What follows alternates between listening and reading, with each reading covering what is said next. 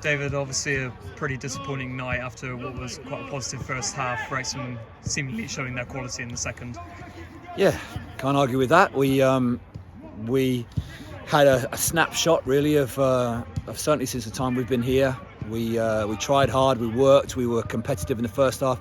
We don't have the physicality, the conditioning, the work in us to resist for long enough periods in the game. Wrexham are a really good side. It's not an issue getting beaten tonight. We need to keep working and keep going. It's the culmination of many things. Our pride has to kick in, and our discipline and our professionalism and our work for the club has to kick in and be really, really apparent from now on. But it's not tonight where we have failed. It has been games against clubs that have been comparable to us, which we have not done well enough throughout the season. So we need to make sure that we are licking our wounds again, and we need to make sure that we keep our integrity and get to work again for the weekend. Seeming obviously after the first half into the break, were you expecting a little bit more of a major fight back from Wrexham in that second half? And seemingly, did you change the shape at all in that second half? It's we try our best to find ways of doing things, but there was always going to be a response. But disappointingly, really for us, is the, and I want to be careful in what I say, but the apparent ease in which the goals are scored. It's something that we have to pay attention of, and there are no excuses for us. There are zero excuses. We may be playing against a team that has different resources. Who cares? Literally, who cares? We have enough about us, and we need to show enough pride and work and real diligence in our approach to every single aspect of the game that gives us a chance. And that's where we've been failed. We haven't done well enough, and I think it's apparent that we need to do more.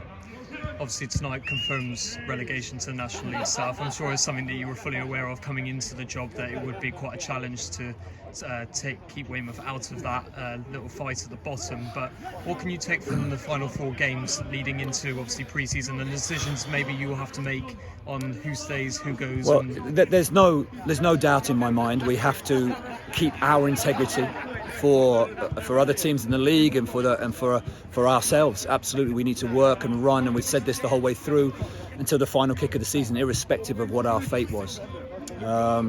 We have a lot of learning to do. It's been as much as my eyes were open stepping into the job, it's been a very difficult process that we haven't managed to make enough of a difference, and I think it's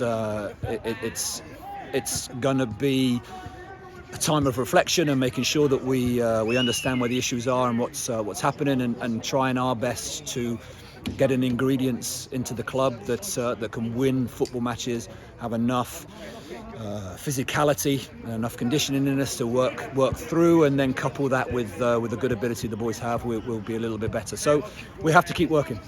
That's all we can do, Ted. We have to keep working, and we need to keep running, and we've just said that, similar to the boys inside, and we just need to keep working. I have to say, before I go, about, again, the fans and the supporters, it is humbling in terms of their support. It hurts when they're singing some songs about how poor we are, but I totally understand it. It's not a criticism in any way, but it is really difficult to hear. But it again shows the commitment and the passion for the football club, their long-term support for Weymouth Football Club, irrespective of who is here, is absolutely humbling, as I say, and really important and imperative that we get a community, collective feel again around the football club, that we really join all the dots. The women have been fantastic. The 23s are working really hard. We have to join up everything, all the assets that Weymouth Football Club have, and the biggest asset, without a doubt, is the fan base.